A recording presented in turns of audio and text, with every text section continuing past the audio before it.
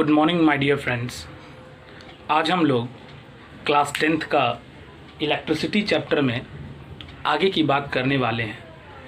Okay, इस video में सबसे पहला टॉपिक जो हमारे सामने आएगा वो आएगा इलेक्ट्रिक करंट। यानी कि फर्स्ट चीज़ जिसको हमको देखना है वो है हमारे पास इलेक्ट्रिक करंट। सबसे पहले मैंने आपको प्रीवियस वीडियोस में भी ये बताने की कोशिश की है कि इस करंट वर्ड का मतलब होता है मोशन या फिर मूविंग।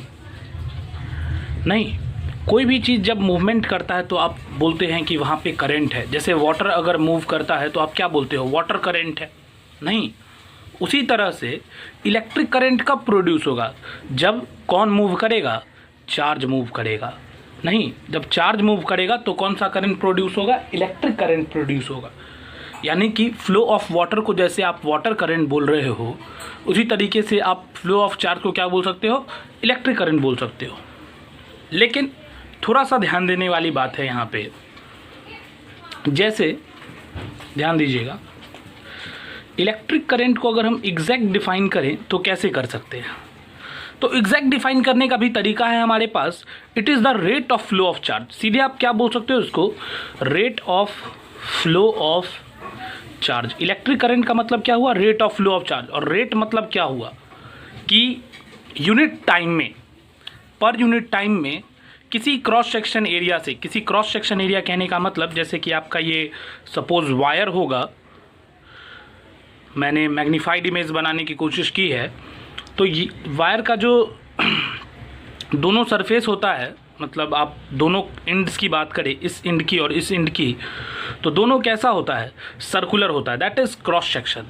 तो किसी क्रॉस सेक्शन से यानी किसी एंड से यूनिट टाइम में, ठीक है, जितना चार्ज फ्लो करेगा वहाँ पर करंट का भी वैल्यू क्या होगा, उतना ही होगा। आप इसको सीधे rate of flow of charge भी बोलो, या आप बोलो charge crossing through any cross section in unit time. Unit time में जो भी चार्ज क्रॉस करेगा किसी भी क्रॉस सेक्शन को, या फिर charge flowing across any cross section in unit time, that is called electric current. वो भी कह सकते हो आप, वो भी कोई गलत नहीं है। अब चलिए ध्यान देते हैं, इसका एक फॉर्मूला लाते हैं। सबसे पहले तो ये देखिए कि इलेक्ट्रिक करंट का सिंबल क्या होता है। तो इलेक्ट्रिक करंट का सिंबल ई नहीं है, क्या है, लग रहा होगा आप लोग को ई है, बट इसका सिंबल होता है आई। क्या होता है इसका सिंबल, आई। इलेक्ट्रिक करंट को आप आई सिंबल से डिनोट कर सकते हो। और इसका फॉर्मूला क्या हो जाएगा, अभी देखो मैं फॉर्मूला का एक बहुत सिंपल ट्रिक बता रहा हूँ। अगर मान लो किसी क्रॉस सेक्शन से टी टाइम में क्यू चार्ज पास करता है, टी टाइम कुछ भी टाइम है और इस टाइम में क्यू चार्ज पास कर रहा है, ठीक है। मैंने करंट निकालने का तरीका आपको क्या बताया, यूनिट टाइम का निकालना। यूनिट मतलब एक, नहीं, इसमें कितना पास करेगा, 1 सेकेंड में कितना पास करेगा।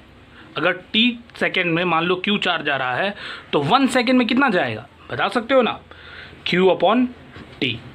तो करंट का फॉर्मूला क्या होता है, charge upon time, I equals to Q by T. ये फॉर्मूला आप लोग याद रख सकते हो। Okay, current equals to charge upon time. अभी जो मैंने आप लोगों को फॉर्मूला बताया वो ये है, electric current equals to charge upon time, या फिर आप इसको बोल सकते हो I equals to Q by T.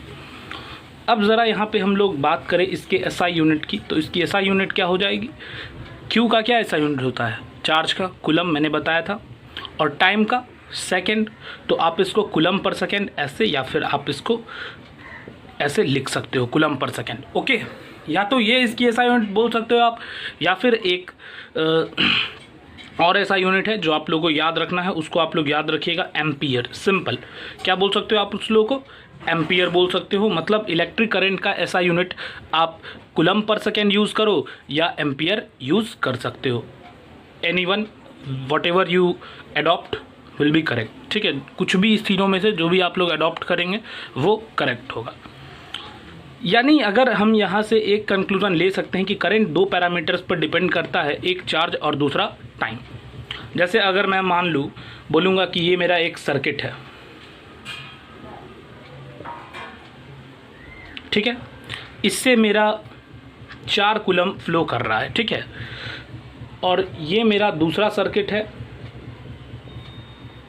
इससे मेरा 6 कूलम चार्ज फ्लो कर रहा है, ठीक है, इसमें 4 कूलम चार्ज फ्लो कर रहा है, इसमें 6 कूलम चार्ज फ्लो कर रहा है। इसमें भी टाइम लगा है 2 सेकेंड, इसमें भी टाइम लगा है 2 सेकेंड। अब मैं आपसे पूछूंगा कि करंट की वैल्यू किस में ज़्यादा होगी, तो आप क्या करोगे, चार्ज अपॉन टाइम, इसमें आएगा 3 एम्पियर, इसमें आएगा 2 एम्पियर, 4/2 2 एम्पियर, उसमें 6/2 3 एम्पियर। तो आप क्लियरली बता दिया आपने कि इसमें करंट जो प्रोड्यूस हुआ है वो ज़्यादा है, इसमें करंट प्रोड्यूस हुआ है वो कम है। कैसे? क्योंकि टाइम कांस्टेंट है, जिसने ज़्यादा चार्ज को फ्लो कराया उसमें करंट उतना ही ज़्यादा प्रोड्यूस हुआ। अब मान लेते हैं हम लोग इसको चार्ज को कांस्टेंट कर देते हैं, ठीक है, दोनों में 4-4 कूलम ले लेते हैं और इसमें बात करते हैं कि ये 4 कूलम फ्लो किया है 1 सेकेंड में और इसमें बात करते हैं फ्लो किया है 2 सेकेंड में। अब बताइएगा आप इसमें करंट कितना होगा, चार्ज अपॉन टाइम यानी 4/1 4 एम्पियर, इसमें चार्ज अपॉन टाइम 4/2 2 एम्पियर। कहने का मतलब कि जब हमारा टाइम इंक्रीज़ हो जाएगा सेम चार्ज के लिए, अगर टाइम इंटरवल बढ़ जाएगा तो करंट क्या हो जाएगा, कम हो जाएगा। नहीं तो इस बात को याद रखेंगे। तो हमने ऐसा यूनिट की बात कर लिया, इसके फॉर्मूला की बात कर लिया। अब हम बात करेंगे इलेक्ट्रिसिटी कैसा क्वांटिटी है। आप लोगों को 2 क्वांटिटी के बारे में जानना होता था, स्केलर और वेक्टर, ठीक है। चलिए तो सबसे पहले हम लोग ये जानें कि इस मतलब इलेक्ट्रिक करंट जो है वो आपको कैसा क्वांटिटी है, स्केलर है या फिर वेक्टर है। अगर आपसे पूछा जाएगा कि इलेक्ट्रिक करंट स्केलर है या वेक्टर है, तो आप बोलोगे कि इलेक्ट्रिक करंट स्केलर है, ठीक है, ये एक वेक्टर क्वांटिटी नहीं है। एक्चुअली में अगर हम बात करें ये कौन सा क्वांटिटी है, तो ये एक्चुअली में होता है tensor quantity. Actually it is a tensor quantity, but जब आपके पास ऑप्शन में स्केलर रहेगा, वेक्टर रहेगा, तो आप स्केलर ही लोगे। इवन आपको स्टैंडर्ड 12th में भी यही पढ़ना है कि इलेक्ट्रिक करंट स्केलर क्वांटिटी है, क्योंकि टेंसर क्वांटिटी एक काफ़ी ही बड़ा टॉपिक होता है, जिसको बहुत मतलब समझ सकते हो कि बहुत समय लगता है इसको स्टडी करने में, इसलिए ये नहीं बताया जाता है। ये बताया जाता है कि current is a scalar quantity. But अगर ऑप्शन में ये तीनों रहेगा तो मोर प्रेफर्ड ऑप्शन कौन होगा, टेंसर। एक्चुअली टेंसर है ये, ओके। चलिए अब हम ये बात करते हैं ये वेक्टर क्यों नहीं है, क्योंकि बहुत लोगों का क्वेश्चन ये भी होगा कि सर इसके पास डायरेक्शन भी है। नहीं है डायरेक्शन, आप डायरेक्शन जानते होगे अगर पढ़े होगे तो, कि current flows from positive to negative. और मैं ये बताऊंगा, एक्सप्लेन करूंगा, ये पॉजिटिव टर्मिनल है, ये निगेटिव टर्मिनल है, तो करंट का डायरेक्शन क्या होगा, from positive to negative. I flows from positive to negative, ये आप लोगों को मालूम होगा। हमने बताया था आपको कि इलेक्ट्रिक करंट में अभी बताया है डायरेक्शन है ही from positive to negative, direction है ना इसका स्पेसिफिक, और इसमें क्या है, मैग्नीट्यूड भी है। मैग्नीट्यूड तो होता ही है ना, 2 एम्पियर 3 एम्पियर, ये सब क्या है, इसका मैग्नीट्यूड है। और डायरेक्शन भी है, that it flows from positive to negative. तो कंडीशन तो वेरीफाई है वेक्टर क्वांटिटी होने के लिए, डायरेक्शन है, मैग्नीट्यूड है, फिर ये वेक्टर क्यों नहीं हुआ। याद करिए, मैंने पिछले लेक्चर में भी आपको बताया था कि कोई भी क्वांटिटी वेक्टर क्वांटिटी तभी होगा जब वो वेक्टर लॉ ऑफ एडिशन को फॉलो करेगा।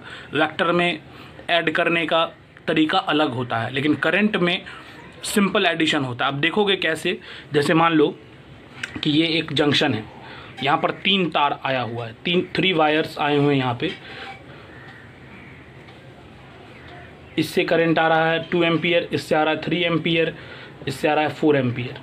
तो यहाँ से कितना निकलेगा, तो देखो किसी भी जंक्शन पे नेट आउटवर्ड करंट या फिर टोटल आउटगोइंग करंट जो होगा वो बराबर होगा टोटल इनकमिंग करंट के।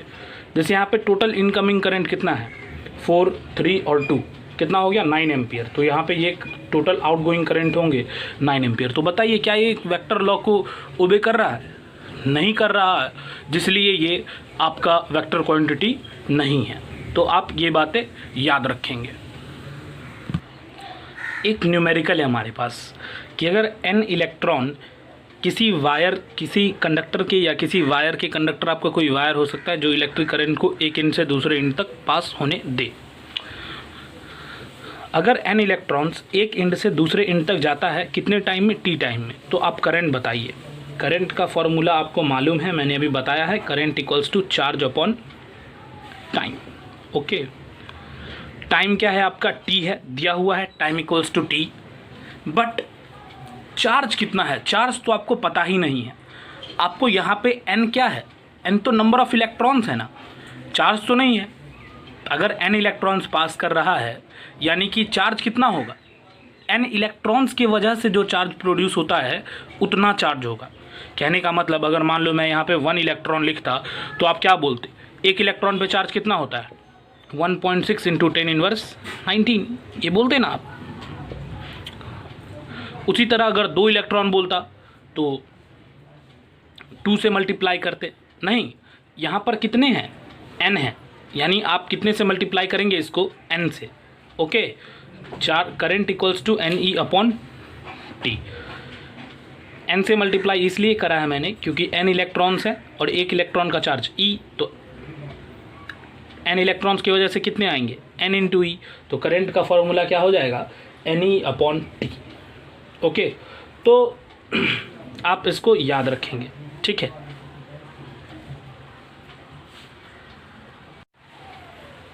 आप लोगों को मैंने पहले भी बताया है कि करंट का फॉर्मूला होता है Q/T। और Q को मैंने जब प्रॉपर्टीज़ बता रहा था चार्ज का तो वहाँ पे हमने डिस्कस किया था कि टोटल चार्ज जो होता है वो क्या होता है? वो किसके बराबर होता है? NE के बराबर होता है, इंटीग्रल मल्टीपल के बराबर होता है ऑफ बेसिक चार्ज। तो आप Q को NE से रिप्लेस कर सकते हो। जब नंबर ऑफ इलेक्ट्रॉन्स दिया रहेगा, नंबर ऑफ चार्जेस दिए रहेंगे, तो Q को आप NE से क्या कर सकते हो? रिप्लेस कर सकते हो। तो करंट का आप एक और फॉर्मूला याद रखेंगे, I equals to NE upon T। इस पे हम लोग और भी क्वेश्चंस करेंगे। जैसे अगर आपसे कभी क्वेश्चन ये आता है कि जब 1 कूलम चार्ज हो, क्या कितने चार्ज हो? 1 कूलम चार्ज हो, तो 1 कूलम चार्ज में कितने नंबर ऑफ इलेक्ट्रॉन्स आते हैं? ये एक बहुत ही फेमस क्वेश्चन है कि 1 कूलम चार्ज जब रहता है तो 1 कूलम चार्ज में नंबर ऑफ इलेक्ट्रॉन्स आपको निकालने हैं। कैसे निकाल सकेंगे आप? तो आपको एक फार्मूला मैंने दिया है, ये वाला फार्मूला आप यूज़ कर लो, Q इक्वल्स टू NE वाला। आपको चार्ज पता है ना, कितना चार्ज है टोटल? 1 कूलम है। आपको नंबर निकालना है और 1 इलेक्ट्रॉन का चार्ज आपको पता है 1.6 इंटू 10⁻19। ओके, चलिए अब क्या कर सकते हैं हम लोग? इसको इस तरफ ले आएंगे, क्या हो जाएगा? 1 coulomb upon 1.6 into 10⁻19। Okay, number of electrons equals to ये हो जाएगा। अब आप क्या कर सकते हैं? इसको अगर आप हटाओ तो 1 0 ऊपर दे सकते हो, 10/16 लिख सकते हैं इसको, और 10⁻19 ऊपर चला जाएगा, ठीक है। अब 10/16 को आप सॉल्व करेंगे तो क्या आएगा? इसको ध्यान से देखिएगा। इसको जब आप सॉल्व करोगे तो आएगा 0.625 इंटू 10⁻19। आप 6 को इधर लेके चले जाओ तो ये 19 वाला क्या हो जाएगा? 18 हो जाएगा। कैसे? क्योंकि 6 को इधर जब लेके जाओगे तो आपने इस नंबर को कितने से मल्टीप्लाई किया है? 6 को इधर लाने के लिए इसको 10 से मल्टीप्लाई करना होगा। अगर आपने इसको 10 से मल्टीप्लाई किया तो एक 10 से इसको डिवाइड कर दो, नहीं तो ये हो जाएगा 6.25 इंटू 10⁻18। इतने इलेक्ट्रॉन्स जब आते हैं तो 1 कूलम चार्ज होता है। कितने इलेक्ट्रॉन्स? इसको मैं थोड़ा इधर लिख दूं ताकि आप लोग को दिखलाई दे, 6.25 into 10⁻18।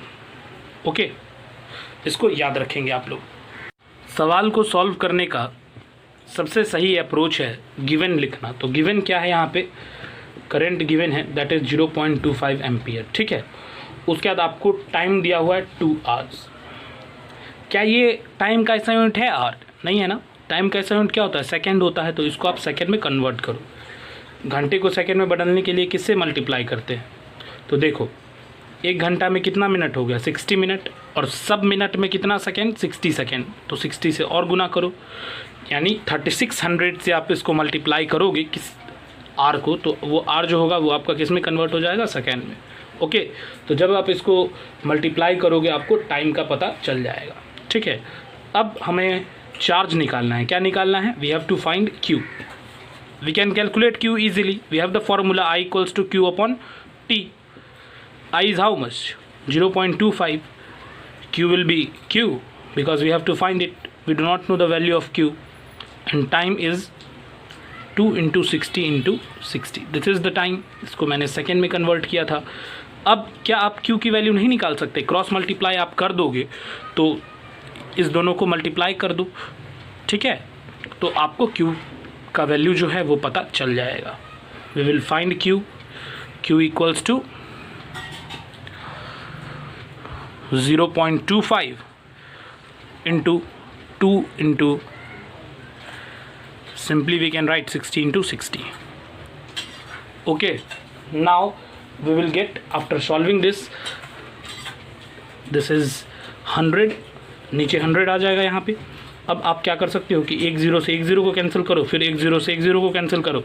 We have finally 25 into 2 into 36. No problem there.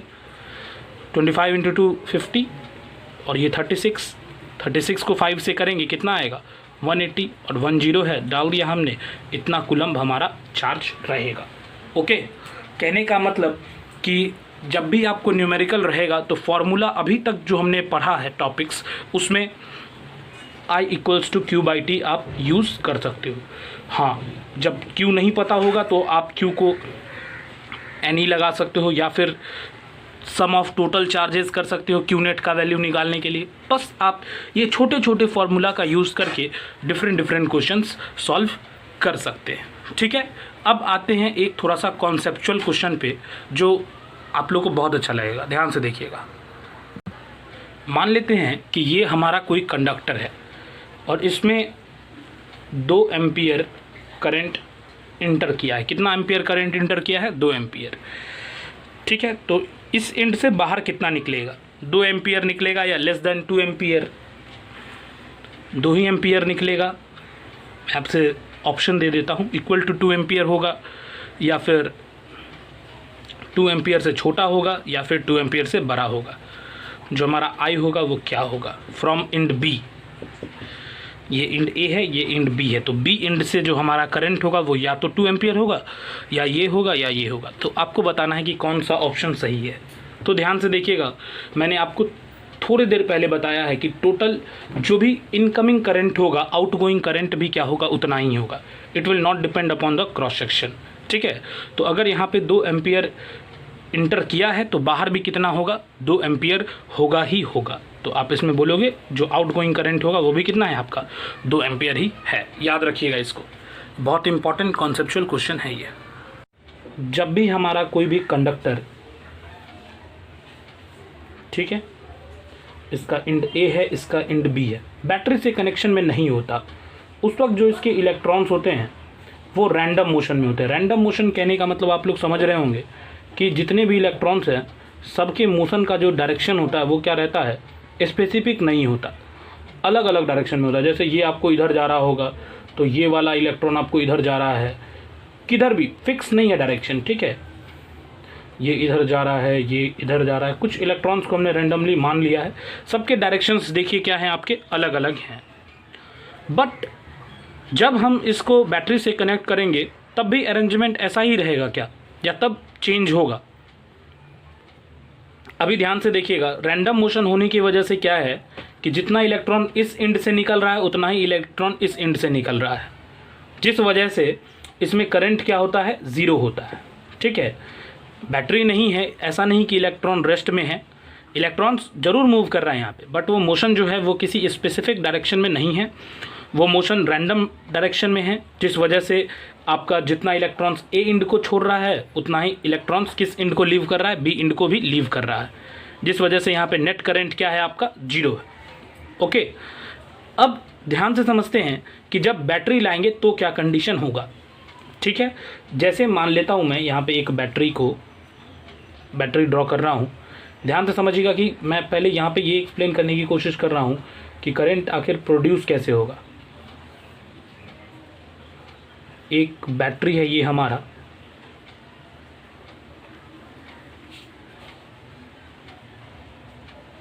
Okay. Battery में क्या होते हैं, कुछ केमिकल्स होते हैं। इस रॉड में मान लेता हूँ C1 है, एक केमिकल इसमें होगा और एक केमिकल इसमें होगा, इसको मैं C2 मान लेता हूँ। ठीक है, बैटरी में कंटिन्यूसली रेडॉक्स रिएक्शंस चलते रहते हैं। रेडॉक्स रिएक्शंस मैंने आपको बताया था, एक्सचेंज ऑफ हाइड्रोजन है, एक्सचेंज ऑफ ऑक्सीजन है, एक्सचेंज ऑफ इलेक्ट्रॉन्स होता है, तो भी क्या होता है, वो रेडॉक्स रिएक्शंस होता है। एक्सचेंज कहने का मतलब कि एक सब्सटेंस ऑक्सीजन लूज़ कर रहा हो, दूसरा गेन कर रहा हो। हाइड्रोजन में भी एक सब्सटेंस हाइड्रोजन गेन कर रहा हो, दूसरा हाइड्रोजन को लूज़ कर रहा हो, नहीं। और इलेक्ट्रॉन्स के भी कंडीशंस में, जैसे एक आपको इलेक्ट्रॉन्स को गेन कर रहा होगा, दूसरा आपके इलेक्ट्रॉन्स को गेन कर रहा होगा। सेम चीज़ यहाँ पे होता है। C2 क्या करता है कि इलेक्ट्रॉन्स को C1 से गेन करता है, इसलिए C2 आपका नेगेटिवली चार्ज हो जाता है, क्योंकि यहाँ पे मैक्सिमम नंबर ऑफ इलेक्ट्रॉन्स है, मतलब ज़्यादा इलेक्ट्रॉन्स C2 में है और कम इलेक्ट्रॉन्स किस में है, C1 में है। इसलिए C1 आपका पॉजिटिव चार्ज है और C2 आपका नेगेटिव चार्ज है। ये आपका positive terminal of the battery होगा और ये आपका negative terminal of the battery होगा। नेगेटिव टर्मिनल से इंड B कनेक्टेड है, इसलिए B इंड भी आपका नेगेटिव है, और पॉजिटिव से ये कनेक्टेड है तो ये इंड आपका पॉजिटिव है। अब ध्यान से देखिएगा, चूंकि ये इंड आपका नेगेटिव है तो ये इलेक्ट्रॉन्स को अब क्या करना स्टार्ट कर देगा, रिपेल करना स्टार्ट कर देगा। यानी जितने भी इलेक्ट्रॉन्स हैं अब वो क्या करेंगे, किसी फिक्स डायरेक्शन में मूव करना स्टार्ट कर देंगे। ठीक है, और वो डायरेक्शन क्या होगा, फ्रॉम B टू A। अब सारे इलेक्ट्रॉन्स किधर मूव करने लगेंगे, A की तरफ। आ रहा है बात समझ में? जितने भी इलेक्ट्रॉन्स यहाँ पे हैं अब सबका मोशन किधर हो गया है, स्पेसिफिक डायरेक्शन में हो रहा है, यानी वो अब किस तरफ मूव कर रहे हैं, A की तरफ मूव करना स्टार्ट कर चुके हैं। और अब हम कहेंगे कि अब हमारा जो करंट है वो सेटअप हो गया है। ठीक है, वाटर करंट में जैसे आपको पोटेंशियल डिफरेंस की आवश्यकता थी, वैसे ही यहाँ पर जो करंट है इलेक्ट्रिक करंट में भी आपको पोटेंशियल डिफरेंस की आवश्यकता थी, जो पहले नहीं था आपके पास। वो तब आया जब आपने क्या कनेक्ट किया, बैटरी कनेक्ट किया। यानी कि पहले तो इलेक्ट्रॉन रैंडम मोशन कर रहा था, लेकिन जब आपने बैटरी लगाया तो इलेक्ट्रॉन का डायरेक्शन एक फिक्स हो गया, फ्रॉम नेगेटिव टू पॉजिटिव। तो ये इलेक्ट्रॉन का डायरेक्शन। अगर मैं आपसे करंट का डायरेक्शन पूछूंगा, मैंने पहले भी बताया है कि करंट का डायरेक्शन जो है वो है पॉजिटिव टू नेगेटिव। अब आपका ये सवाल हो सकता है, सर इसको मतलब करंट का डायरेक्शन जो है वो, करंट का मतलब मेन प्रोडक्शन ही किसकी वजह से हुआ, इलेक्ट्रॉन की वजह से हुआ। तो वाई इलेक्ट्रॉन का डायरेक्शन को हम लोग करंट का डायरेक्शन नहीं मानते, क्यों? Why don't we consider the direction of flow of electrons as the direction of current too? तो इसका आंसर होगा कि करंट का जो डिस्कवरी हुआ है वो इलेक्ट्रॉन वगैरह के बहुत पहले हुआ है। ठीक है, और जब साइंटिस्ट को करंट के बारे में पता चला था तो साइंटिस्ट ने ये माना कि ये पॉजिटिव टर्मिनल है, यानी ये कैसा पोटेंशियल होगा, ये हाई पोटेंशियल होगा, और ये नेगेटिव टर्मिनल है, ये कैसा पोटेंशियल होगा, लो पोटेंशियल होगा। ठीक है, तो ये करंट जो है वो आपको कहाँ से कहाँ फ्लो करता है, हाई टू लो। ठीक है, और इसीलिए इसको कन्वेंशनल डायरेक्शन ऑफ करंट भी कहा जाता है। ठीक है, बहुत पहले से माना जा रहा है, इसको कन्वेंशनल डायरेक्शन ऑफ करंट कह सकते हैं। ओके, तो अभी भी हम लोग यही कंसिडर करते हैं कि करंट का डायरेक्शन क्या है, पॉजिटिव टू नेगेटिव, या आप कह सकते हो कि करंट का डायरेक्शन जो है वो है opposite to that of electrons. Electrons के जो डायरेक्शन है वो क्या है, उससे क्या है, just opposite. Electron negative to positive जा रहा है, ये पॉजिटिव टू नेगेटिव जाएगा। यहाँ पर इलेक्ट्रिक करंट जो प्रोड्यूस हुआ उसके लिए पोटेंशियल डिफरेंस किसने क्रिएट किया है, बैटरी ने क्रिएट किया है। तो क्या यही पोटेंशियल डिफरेंस हमको जानना है? नहीं, इससे थोड़ा अलग कॉन्सेप्ट आएगा। फिलहाल यहाँ पे बेसिकली मैंने आपको ये समझाने की कोशिश की है कि आखिरकार करंट प्रोड्यूस कैसे होता है और जो चार्जेस का फ्लो होता है वो किस प्रकार से होता है। ठीक है, यहाँ से एक बात आप जरूर जान गए होंगे कि इलेक्ट्रॉन्स का जो फ्लो होता है वो कहाँ से कहाँ हो रहा है, नेगेटिव टू पॉजिटिव, यानी low potential to high potential. इसको याद रखिएगा आप लोग। ठीक है, इलेक्ट्रॉन्स का जो फ्लो है वो कहाँ से कहाँ होता है, low potential to high potential, ठीक है। और वहीं मैं अगर आपसे बात करूँगा करंट का, तो जस्ट इसका उल्टा, यानी कि high potential to low potential.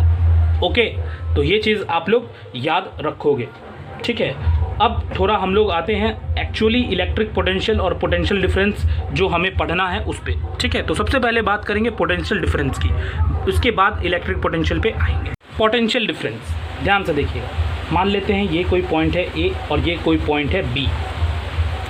हमें यूनिट पॉजिटिव चार्ज को, यूनिट पॉजिटिव चार्ज क्या होता है उसको समझिए। यूनिट पॉजिटिव चार्ज मतलब +1 कूलम, यही ना, इसी को ना बोलते हैं unit positive charge. Unit 1 positive मतलब प्लस, ठीक है, और कूलम उसका ऐसा यूनिट चार्ज का। यूनिट पॉजिटिव चार्ज को किसी एक पॉइंट से दूसरे पॉइंट तक ले जाने में जो वर्क लगेगा, जो वर्क आपने किया होगा, that work done is called potential difference.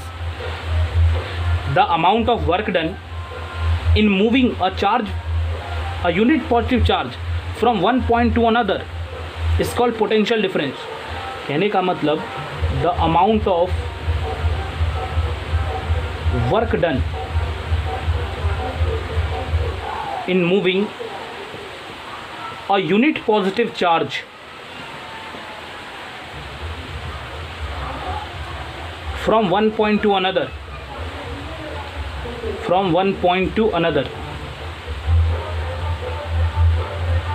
is called potential difference। उसको क्या बोलेंगे आप, पोटेंशियल डिफरेंस बोलेंगे।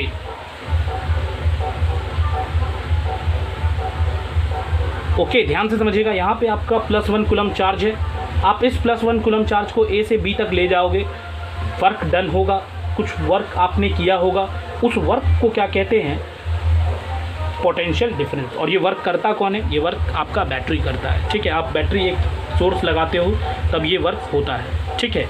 यानी the amount of work done in moving a unit positive charge from one point two another is called potential difference, ठीक है, याद रखिएगा इसको। या और सिंपल वर्ड्स में आप इसको बोल सकते हो, work done per unit charge in moving a charge from one point two another, ये भी आप कह सकते हो। चलिए अब इसको एक सिंपल सा नंबर पे समझने की कोशिश करते हैं। मैं मान लेता हूँ कि ए पॉइंट पे हमारा 5 कूलम चार्ज है और इसको मैं किसी पॉइंट ए से बी पॉइंट तक ले गया, ठीक है। और इसको ए से बी तक शिफ्ट करने के टाइम पे मेरा 20 जूल वर्क करना पड़ा। हमको कितना वर्क करना पड़ता है, 20 जूल। तो मैंने अभी डिफाइन में क्या बताया है कि अगर 5 कूलम्ब के लिए 20 जूल लगा है, पोटेंशियल डिफरेंस क्या है आपका, जो 1 कूलम्ब के लिए लगा होगा वो है आपका पोटेंशियल डिफरेंस। तो 5 कूलम्ब के लिए अगर 20 जूल लगा है तो 1 कूलम्ब के लिए कितना लगेगा, आप कैलकुलेट कर सकते हो ना। +1 कूलम्ब के लिए आपको लगेगा 20/5, दैट इज़, ये है जूल और ये है आपका कूलम्ब, दैट इज़ 4 जूल पर कूलम्ब, नहीं 4 जूल पर कूलम। आप इसको चाहो जूल पर कूलम को आप लोग वोल्ट भी कह सकते हो। ऐसा यूनिट जो होगा इसका पोटेंशियल डिफरेंस का, या तो आप जूल पर कूलम बोलो या तो आप उसको क्या बोलो, वोल्ट बोलो। तो इसी यूनिट पॉजिटिव चार्ज को किसी एक पॉइंट से दूसरे पॉइंट तक ले जाने में जो वर्क डन होगा, उसी वर्क डन को क्या बोलेंगे, पोटेंशियल डिफरेंस बोलेंगे, ठीक है। इसका फॉर्मूला भी आप समझ रहे होगे। ये 20 क्या है, अमाउंट ऑफ वर्क डन, और 5 क्या है, टोटल चार्ज। यानी potential difference equals to amount of work done upon charge. कोई दिक्कत यहाँ तक किसी को समझने में? मुझे तो नहीं लगता कि होना चाहिए। ध्यान से बस सुनते रहिएगा। तो पोटेंशियल डिफरेंस का फॉर्मूला आपके सामने है, जो हमको मिला है वर्क डन अपॉन चार्ज, ठीक है। ये याद रखिएगा। आगे इसको देखते हैं, इसको कैसे और डिटेल्स में लिखते हैं, इनर मतलब थोड़ा और इसको अंदर से समझने की कोशिश करते हैं और इसको थोड़ा डिटेल्स में देखते हैं। अगर हमको कोई 2 पॉइंट दिया रहेगा ए और बी, ओके, ठीक है, और हमको कहा जाएगा कि यूनिट पॉजिटिव चार्ज को हमने ए से बी तक ले गया है, ठीक है, हम यहाँ से यहाँ ले गए हैं। तो बताइए कि इसका पोटेंशियल डिफरेंस क्या होगा। ओके, तो पोटेंशियल डिफरेंस जब भी आप निकालते हैं तो एक सिंबल याद रखिएगा। पोटेंशियल डिफरेंस का सिंबल होगा डेल वी, या सिंपली वी भी आप इसको लिख सकते हो। ये सिंबल क्यों आया, क्योंकि ये छोटा ट्रायंगल आपने केमिस्ट्री में इसको हीट के तौर पे यूज़ किया होगा। यहाँ पे इसको चेंज के लिए यूज़ करते हैं, ठीक है। चेंज कितना आया है, ओके, या डिफरेंस के लिए आप यूज़ कर सकते हो। तो देखो बी पॉइंट का क्या होगा, वी बी होगा, फाइनल माइनस इनिशियल करते हैं ना आप हमेशा चेंज के लिए, V B minus V A. Okay, आपको ये कैलकुलेट करना रहेगा। आप इसको सिंपल इस तरीके से लिख सकते हैं कि change in potential equals to V B minus V A, और आप इसको क्या लिख सकते हो कि work done in taking unit positive charge from A to B, यानी वर्क डन कहाँ से कहाँ तक ले जाने में, ए से बी तक ले जाने में, अपॉन चार्ज। आप लोग ऐसे लिख सकते हो। और ऐसा यूनिट मैंने आपको डील कर ही दिया है कि ऐसा यूनिट आप लोग या तो जूल पर कूलम यूज़ कर सकते हो या आप लोग यूज कर सकते हो वोल्ट। ओके, सिंपल ऐसा लिखा जा सकता है, कोई प्रॉब्लम किसी को नहीं होना चाहिए यहाँ तक। पे एक तो बहुत ही सिंपल क्वेश्चन को देखिए, क्योंकि क्वेश्चन इससे एग्ज़ाम में आते रहते हैं। अगर ये मान लिया जाए, एक क्वेश्चन मैं दे रहा हूँ यहाँ पे, मैं आपको बताऊँ कि ए से बी तक, ठीक है, किसी चार्ज को ले जाने में, या फिर मैं बताऊँ चार्ज का वैल्यू ले लेता हूँ, चलो, अगर ए से बी तक हमको 6 कूलम चार्ज को ले जाना है और इसको ले जाने के टाइम पे हमको 24 जूल वर्क करना पड़ा, ठीक है, ए से बी तक मुझे 6 कूलम चार्ज ले जाना था, मुझे 24 जूल वर्क करना पड़ा, ठीक है।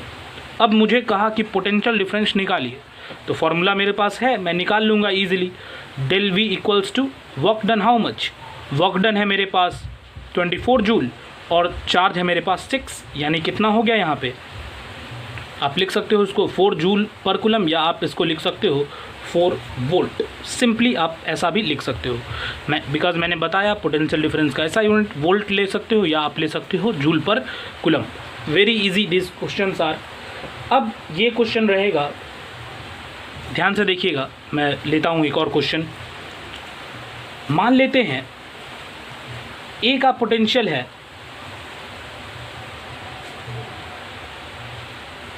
10 वोल्ट, कितना है ए का पोटेंशियल 10 वोल्ट, और बी का पोटेंशियल हमें नहीं पता, बी का पोटेंशियल हमें निकालना है, कैलकुलेट करना है। ओके, ध्यान से देखते रहिएगा। ए का पोटेंशियल 10 वोल्ट, बी का पोटेंशियल हमको कैलकुलेट करना है।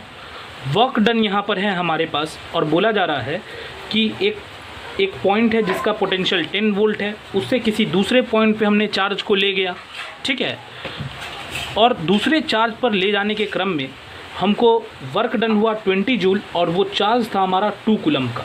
कितने कूलम का चार्ज था, 2 कूलम। अब इसको मैं सिंपल फॉर्म में बताऊं कि एक 2 कूलम के चार्ज को 10 वोल्ट के पॉइंट से दूसरे पॉइंट तक ले जाने में 20 जूल वर्क लग रहा है, ठीक है। कितना जूल वर्क लगा आपको करना, 20 जूल आपको वर्क करना पड़ा। तो आप ये बताइए कि जिस पॉइंट पर आप उसको ले गए उस पॉइंट की पोटेंशियल क्या है। You can use this very formula, V B minus V A, यानी ये 10 हो जाएगा। Okay, work done is how much, work done है आपका 10 और चार्ज कितना है 2, सॉरी वर्क डन है आपका 20 जूल और चार्ज है आपका 2, तो ये हो जाएगा आपका 10 वोल्ट। ओके, वी बी आप लोग कैलकुलेट कर सकते हो, ये 10 और ये भी 10 आएगा इधर। वेरी इजी दिस इज, कितना हो गया, V B equals to 20 volt. बहुत आसान है, ये कर सकते हैं आप लोग, ठीक है। इस तरीके से हम लोग क्वेश्चंस को सॉल्व कर सकते हैं, इसका जो भी क्वेश्चंस रहेगा। ये है हमारा अगला क्वेश्चन। इसमें दे रहा है कि एक 4 कूलम के चार्ज को 10 वोल्ट के बैटरी से पास कराना है, तो कितना एनर्जी लगेगा, मतलब इस चार्ज को कितना एनर्जी दिया जाएगा बैटरी के द्वारा। बैटरी एनर्जी देता है ना, कितना एनर्जी देता है।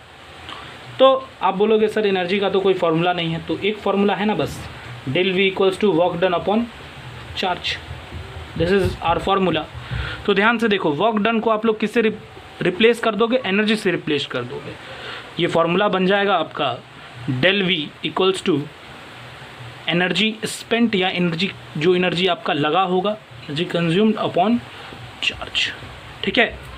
जितना एनर्जी लगा होगा वो आपका फाइंड हो जाएगा, क्योंकि अगर मान लो आपको 20 जूल वर्क करना पड़ता है, या बैटरी आपका 20 जूल वर्क करता है सपोज़, तो एनर्जी भी कितना लगा होगा बैटरी के द्वारा, 20 जूल लगा ही होगा, ठीक है।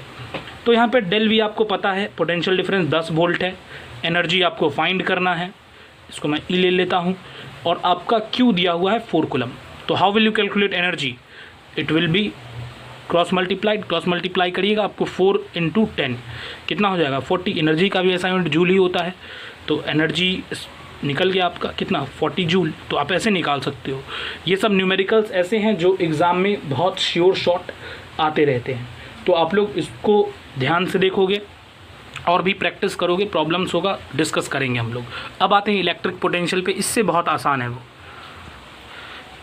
इलेक्ट्रिक पोटेंशियल यहाँ पर क्या है, यहाँ पर मान लो हमारा कोई पॉइंट है ए, ठीक है, और हमें इन्फिनिटी से यूनिट पॉजिटिव चार्ज को कहाँ पे लाना है, ए पे लाना है, तो कुछ ना कुछ तो वर्क डन होगा, ठीक है। मान लो कि ये कोई बॉडी है आपका, यहाँ पे पॉजिटिव चार्ज एक्यूमुलेट हो रखा है, आप इन्फिनिटी से +1 कूलम चार्ज को लाओगे, तो यहाँ पे मान लो ये पॉजिटिव चार्ज होगा, तो ये क्या करेगा, इसको रिपेल करेगा ना, यानी कि आपको वर्क करना होगा इसको यहाँ से यहाँ तक लाने में, नहीं तो that amount of work done is called electric potential. यानी इलेक्ट्रिक पोटेंशियल का मतलब क्या है, इलेक्ट्रिक पोटेंशियल किसी पॉइंट का आप बता सकते हो इस तरह से कि amount of work done in bringing unit positive charge